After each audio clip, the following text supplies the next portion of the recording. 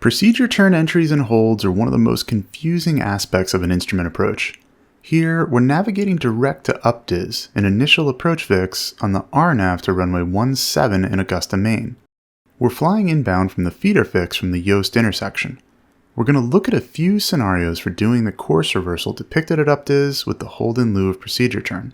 And here's how it looks using the Garmin GTN 750. The leg we're on takes us direct to UPDIS.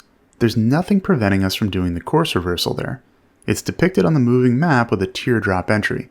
We can confirm that's what the GPS is planning to have us do by looking at the flight plan and seeing the hold depicted as a step after UPDIS. After the hold is completed, we proceed inbound on the approach course to EMUSC, the final approach fix. When we pass UPDIS, we'll be turned on a heading of 335, a teardrop entry.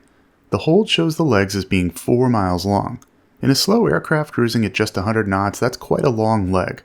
The FAA has issued an interpretation that we can use a shorter leg if we want, so we'll stick to the traditional 1 minute. We don't need to amend anything on the GPS to do this.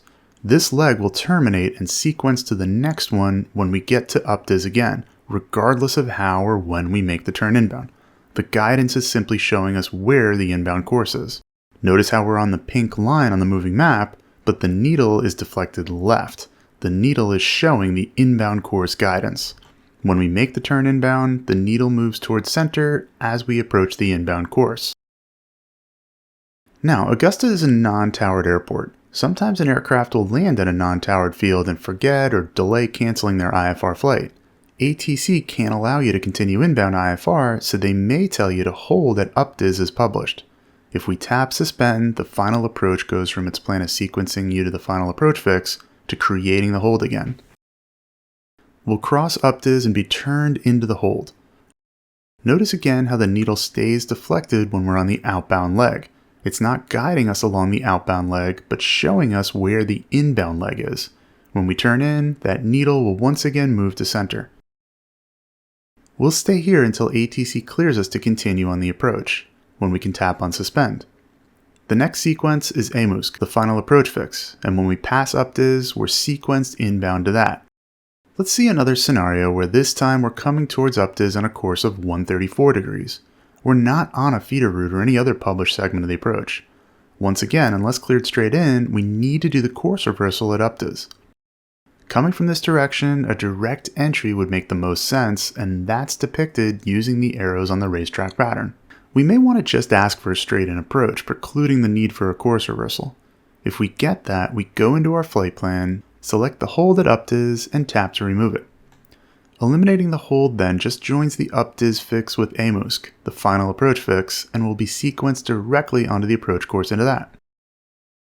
On the last scenario, we're going to be coming towards Augusta from the northwest. We're cleared for the approach from Anson, which leads into another initial approach fix, Vienna, before going on to UPDIS. We're going to pull up the RNAV approach for Augusta and now select Anson as the transition. Because the route from Vienna to UPDIS says no PT, there's no option for a hold in lieu of procedure turn, unlike on the other scenarios.